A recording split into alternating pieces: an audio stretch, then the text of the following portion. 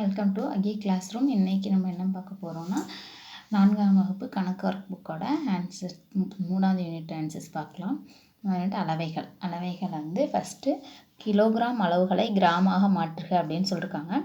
1 கிலோகிராமுக்கு 1000 gram. அதை first நம்ம நல்லா ஞாபகம் வச்சுக்கணும். 1 கிலோகிராமுக்கு 1000 கிராம். அதை வச்சுக்கிட்டு இப்போ மற்ற அளவுகளை பார்க்கலாம். 1 கிலோவுக்கு 1000 கிராம்னா 2 கிலோவுக்கு 2000 கிராம், 4 கிலோவுக்கு 4000 கிராம், 5 கிலோவுக்கு 5000 கிராம், அப்போ 7 கிலோவுக்கு 7000 கிராம். 1 கிலோவுக்கு 1000 கிராம்னா அப்போ 7 கிலோவுக்கு 7 பெருக்கல் 1000 7000 கிராம்.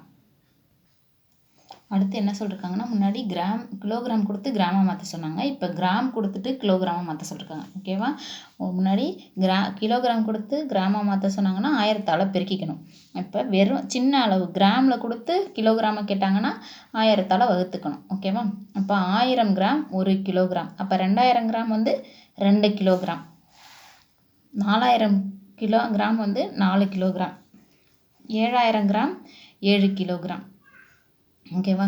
ஒன்றும் இல்லை, இப்போ 7000 வருதுனாலே 1000 1 கிலோகிராம், அப்போ 7000னா 7 கிலோகிராம் அப்படின்னு நம்மளாவே டக்குன்னு யோசித்து எழுதிடலாம். அடுத்து நிரப்புகன்னு சொல்லியிருக்காங்க. இங்கேயும் அப்படி தான் நல்லா கொடுத்துருக்கதை கவனித்து பார்த்து எழுதணும். ஃபஸ்ட்டு 2 கிலோகிராம்னா 2000 கிராம், அப்போ 2 கிலோகிராம் 200 கிராம். ஃபஸ்ட்டு இந்த கிலோகிராமை கிராமம் மாற்றினா 2 கிலோவுக்கும் 2000 கிராம், அதோட இந்த 200 கிராம் சேர்த்துக்கிட்டா 2200 கிராம். ஓகேவா? அதுவும் அவங்களே கொடுத்துட்டாங்க. இப்போ அடுத்து நம்ம பார்க்க போகிறோம். 3 கிலோகிராமுக்கு 3000 கிராம். 3 கிலோகிராம் 500 கிராம்னா இங்கே என்ன வரும்னா 3 கிலோகிராமுக்கும் 3000 கிராம் வரும். இந்த 500 கிராமை சேர்த்தா 3500 கிராம். அடுத்து 7000 கிராம்னு கொடுத்தாங்கன்னா 7 கிலோகிராம் இருந்தால் தான் இங்கே 7000 கிராம் வரும். ஓகேவா? அடுத்து 7 கிலோகிராம் 750 கிராம். அதை ஃபஸ்ட்டு 7 கிலோகிராம் கிராமாக மாற்றினா 7000 கிராம், அதை கூட 750 கிராமை சேர்த்தா 7750 கிராம். அடுத்து 10 கிலோகிராம் 1 கிலோகிராமுக்கு 1000 கிராம்னா 10 கிலோகிராமுக்கு 10000 கிராம். அடுத்து 10 கிலோகிராம் 250 கிராம்னா 10 கிலோகிராமுக்கும் 10000 கிராம் வரும். அது கூட சேர்த்தா 250 சேர்த்தா 10250 கிராம். ஓகேவா? இங்கே ஃபஸ்ட்டு கிலோகிராமாக இருக்கிறத கிராமாக மாற்றிட்டு அதுக்கப்புறம் இந்த கிராமையும் சேர்த்து கூட்டினா அது ஆன்சர் 10250 கிராம். சரியான விடையை தேர்ந்தெடுக்க. ராஜான்றவங்க என்ன சொல்கிறாங்கன்னா, கிலோகிராமை கிராமாக மாற்றுவதற்கு 1000ஆல் பெருக்க வேண்டும். ஆமாம், 1 கிலோகிராம் கொடுத்தா நம்ம கிராமாக மாற்றணும்னா எத்தனை கிலோ இருக்கோ அதை 1000ஆல் பெருக்கி கிராமாக எழுதுவணும். கரெக்டு.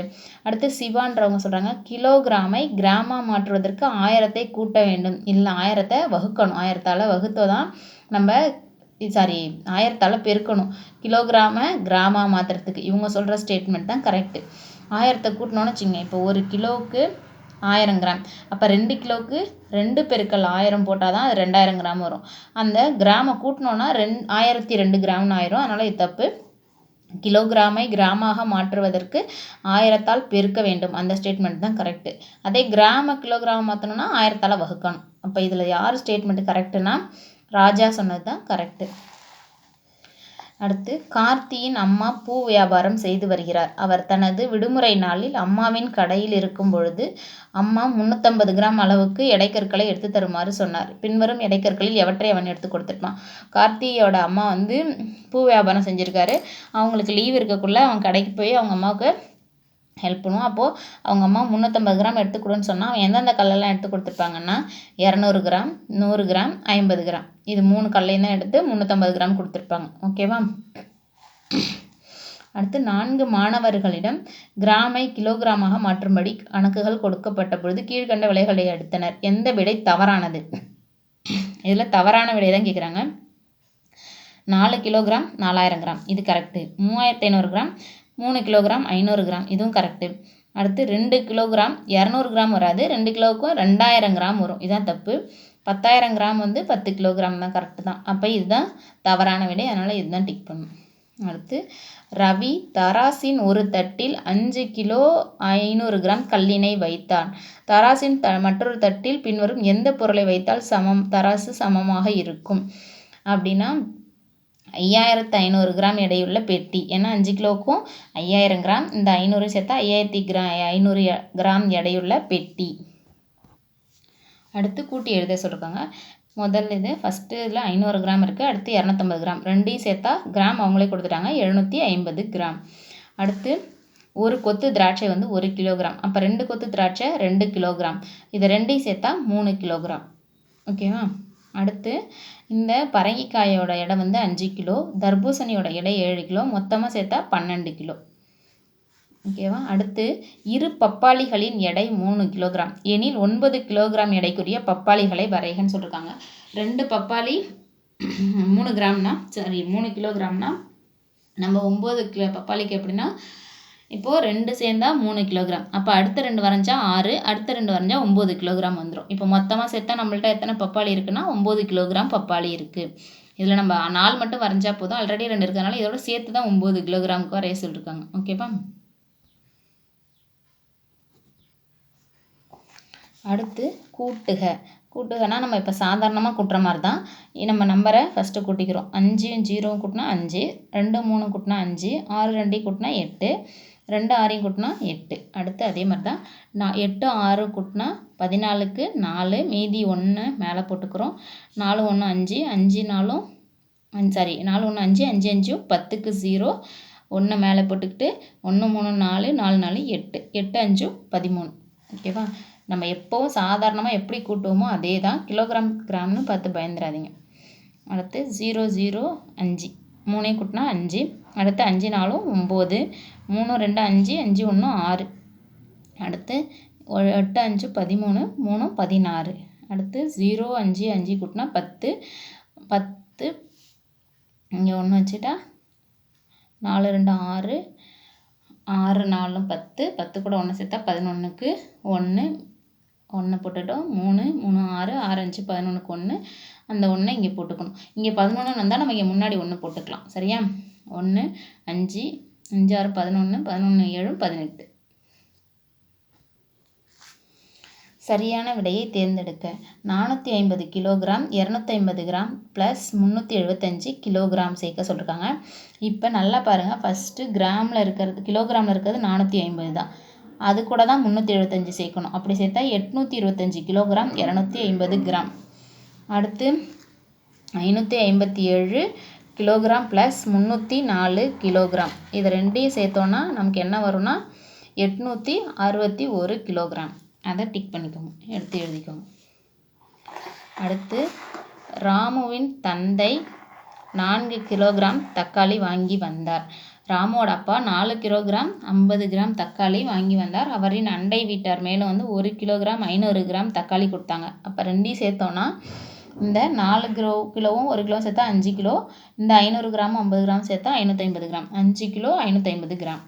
அடுத்து தீபாவளி பண்டிகைக்கு நண்பர்களுக்கு கொடுப்பதற்காக இனிப்பு வாங்க காவியாவும் ஹேமாவும் கடைக்கு போனாங்க. காவியா அதில் 6 கிலோகிராம் 6 கிலோ 500 கிராம் இனிப்பு, 4 கிலோகிராம் 500 கிராம் காரம் வாங்கினாங்க. ஹேமா 3 கிலோகிராம் 500 கிராம் இனிப்பு, 7 கிலோகிராம் 500 கிராம் காரம் வாங்கினாங்க. 2 பேரும் வாங்கின காரத்தின் எடை தான் கேட்குறாங்க. அப்போ காவியா வாங்கின காரம் 4 கிலோகிராம் 500 கிராம், இவங்க வாங்கினது 7 கிலோகிராம் 500 கிராம், அப்போ ரெண்டையும் கூட்டினா 12 கிலோகிராம் காரம் வாங்கியிருக்காங்க. கழித்தல். அடுத்து ஏற்கனவே நம்ம முன்னாடி கூட்டல் எப்படி சாதாரண நம்ம நம்பர் எப்பயும் கூட்டுற மாதிரி கூட்டுவோமோ அதே மாதிரி தான் கழித்தலும். 0ல் 0 போயிடுச்சுன்னா 0 0 0, அடுத்து 8ல் 4 போயிடுச்சுன்னா 4, 5ல் 0 அதனால் 5, இங்கே 2ல் 2 போயிடுச்சுன்னா 0, அதை அப்படியே விட்டுறணும். அடுத்து 0 0, 5ல் 5 போயிடுச்சுன்னா 0, 6ல் 3 போயிடுச்சுன்னா 3, இங்கேயும் அதே தான் நம்ம எப்போவும் போடுற சாதாரண கழித்தல் மாதிரியே போட்டுக்கணும். அடுத்ததும் கழித்து விடை காண்க தான். இங்கேயும் நம்ம எப்போவும் கழித்து போடுவோம்ல அதே மாதிரியே கழித்து ஆன்சர் எழுதிக்க வேண்டியதான். அடுத்து விடை காண்க. ராணி தன் தோட்டத்தில் விளைந்த 42 கிலோகிராம் 500 கிராம் வெண்டைக்காயில் 20 கிலோகிராம் 300 கிராம் வெண்டைக்காயை காய்கறி கடைக்கு கொடுத்துட்டான். மீதம் இருக்குன்னா மீதம்னு கேட்டாலும் நம்ம கழிச்சு தான் எழுதணும். இங்கே அவங்களும் கொடுத்துட்டாங்க. ஃபஸ்ட்டுன்னா தோட்டத்தில் விளைஞ்ச வெண்டைக்காயோட எடை 42 கிலோ 500 கிராம், கடைக்கு கொடுத்தது 20 கிலோ 300 கிராம். இப்போ இதை கழித்து எழுதணும்னா 5ல் 3 போயிடுச்சுன்னா 2, 2 0, 4 2 போயிடுச்சுன்னா அப்போ மீதமுள்ள வெண்டைக்காயின் எடை 22 கிலோகிராம் 200 கிராம். ஓகேவா? அதே மாதிரி இப்போ அடுத்த ஸ்டேட்மெண்ட் முதல்ல அவங்க செஞ்சுட்டு அடுத்து நம்மளை செய்ய சொல்லியிருக்காங்க. கவிதாவின் அம்மா 50 கிலோகிராம் அரிசி மூட்டையிலிருந்து 25 கிலோகிராம் 50 கிராம் அரிசியை பயன்படுத்திட்டாங்க. மீதம் எவ்வளோ இருக்குன்னு கேட்குறாங்க. ஓகேவா? ஃபஸ்ட்டு ஸ்டெப்பு மூட்டையில் உள்ள அரிசி எவ்வளோ 50 கிலோகிராம், பயன்படுத்திய அரிசியின் எடை 25 கிலோ 50 கிராம். இப்போ நம்ம ஒரு ஸ்டெப்பு நல்லா ஞாபகம் வச்சுக்கணும். நம்ம 1000 கிராமில் வரும்போது என்ன வரணும், 3 டிஜிட் வரும். நல்லா நம்ம வச்சுக்கோங்க, 3 டிஜிட். அதனால் நம்ம 50 கிராமுக்குள்ளே வெறும் 50 போட்டிங்கன்னா கணக்கு தப்பாக வந்துடும். ஏன்னா இங்கே மேலே 3 ஜீரோ வரணும். அப்போ நம்ம 0 முன்னாடி போடணும். 50ன்னு போடக்குள்ளே இங்கே முன்னாடி என்ன பண்ணணும், நூறுகள் இடத்துல 0 போட்டு கழிக்கணும். இப்போ அப்படி போட்டிங்கன்னா 50 கிராம் ஃபஸ்ட்டு. அதனால் 0 0 கழிச்சிட்டோம். அடுத்த 0லேருந்து 5 கழிக்கணும்னா கழிக்க முடியாது. அப்போ என்ன பண்ணணும், முன்னாடியிலேருந்து எடுத்து வைக்கணும். முன்னாடி பார்த்தா 0 0 இருக்குது. அப்போ இங்கே முதல்ல 50லேருந்து 5லேருந்து எடுக்கணும். 5லேருந்து 1 எடுத்துட்டா இங்கே 4 ஆயிரும். இங்கே கொடுத்தோன்னா 10 ஆகும். அப்புறம் இங்கே திரும்ப கொடுக்கும்போது இந்த 10 அடித்து 9 ஆயிரும். இப்போ இங்கே வரும் 10. இந்த 10லேருந்து இந்தாண்ட 1 கொடுக்கணுங்கனால இதை அடிச்சுட்டு 9 ஆக்கிட்டு இப்போ இங்கே என்ன வரும், 10. ஓகேவா, கடைசியாக வந்துருச்சு நம்பர். 10ல் 5 போயிடுச்சுன்னா 5.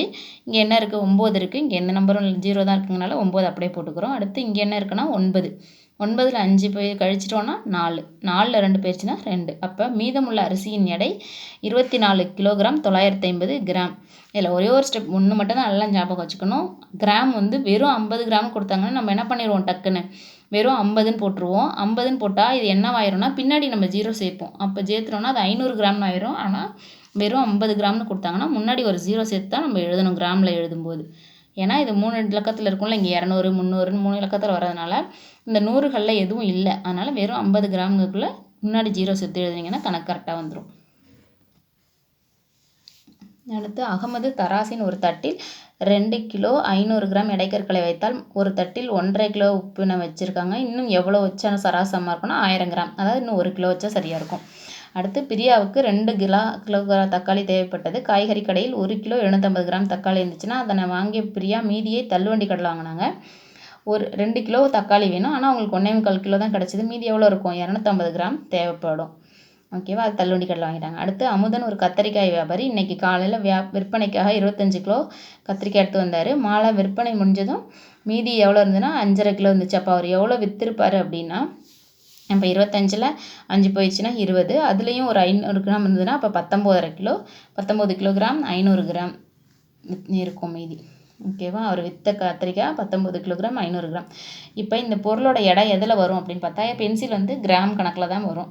புத்தகமும் ஒரு புத்தகங்கிறது கிராம் கணக்கில் தான் வரும். நிறைய புத்தகம் நம்ம போட்டால் தான் கிலோகிராம் எடை வரும். ஒரு புத்தகமும் அந்த கிராம் கணக்கில் தான்.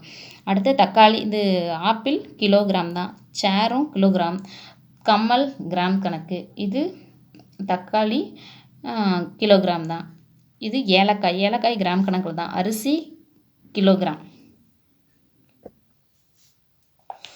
அடுத்து பொருட்களின் பெயர்களை கிராம் கிலோகிராமில் அட்டவணைப்படுத்துக அப்படின்னு சொல்லியிருக்காங்க. அதாவது இங்கே ஃபஸ்ட்டு நான் எழுதிக்கணும். ஒரு நம்பர் வந்து குளிர்சாதன பெட்டின்னு அவங்களே எழுதிட்டாங்க. அது எதில் வரும், கிலோகிராம் அளவில் தான் வரும். சின்ன கிராம் அளவில் கம்மியாக இருக்காது, வெயிட்டு கிலோகிராம் அளவில் வரும்.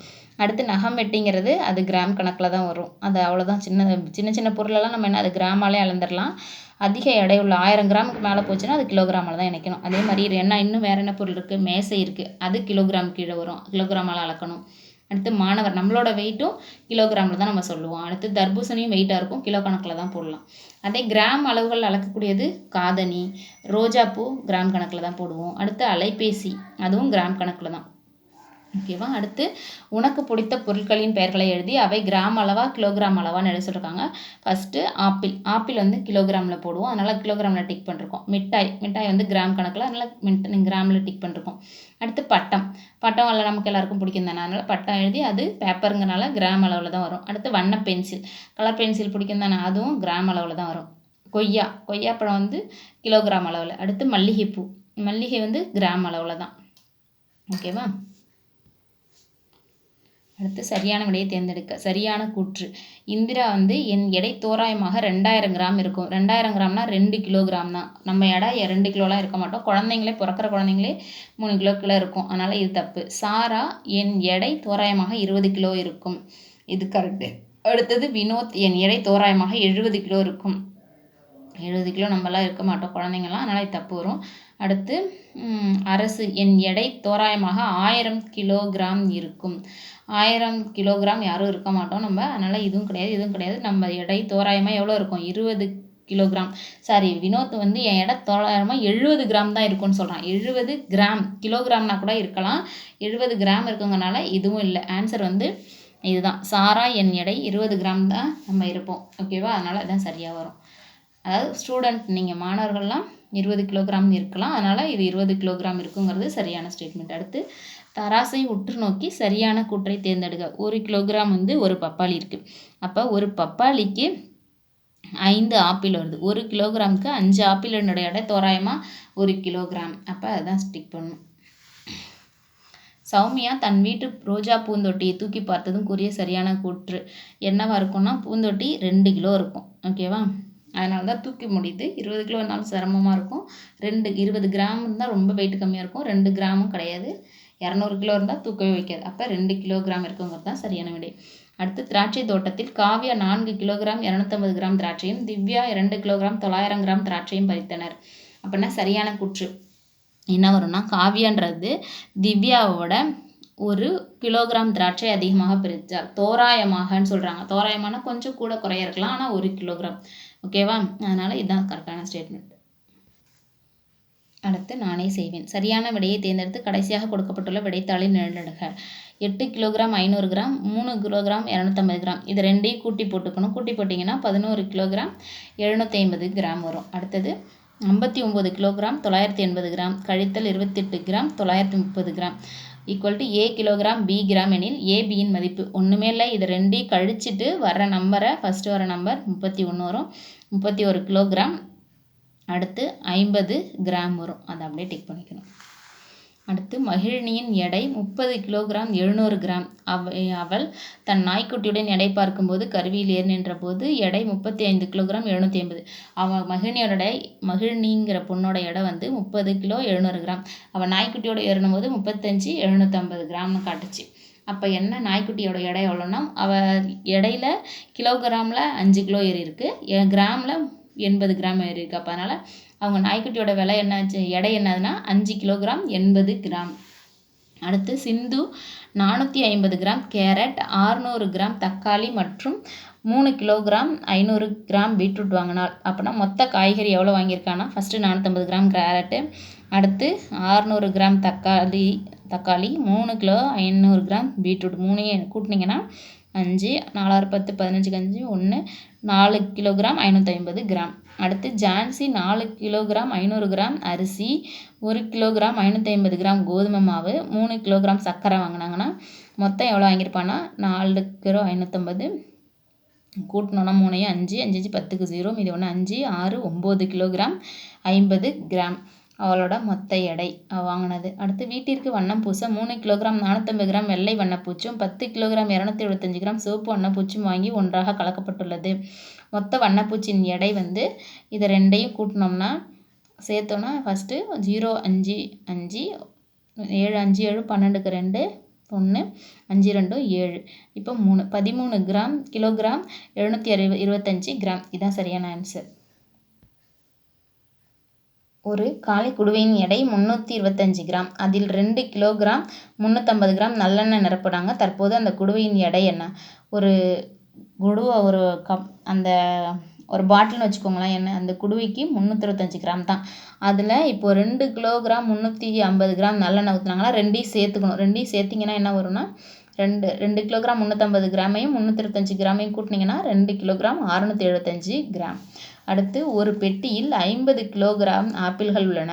அவற்றில் 2 கிலோகிராம் 500 கிராம் ஆப்பிள்கள் அழுகி போயிடுச்சு. அப்போ நீக்கிட்டாங்க. மீதி இந்த ஆப்பிள்னாலே இந்த 50 கிலோகிராம்லேருந்து 2 கிலோகிராம் 500 கிராமை கழிச்சிட்டிங்கன்னா மீதி இருக்கிறது 47 கிலோகிராம் 500 கிராம்.